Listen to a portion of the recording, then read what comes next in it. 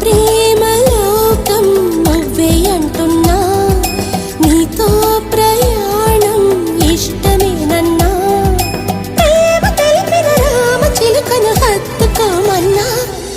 చెప్పాలనుంది చిన్న మాటైనా, ఆగనంది దాగనంది లోలోన, ఇన్నాళ్ళ నుండి ఉన్న మాటైనా, ఇప్పుడేగా చెప్పమంది ప్రేమైనా.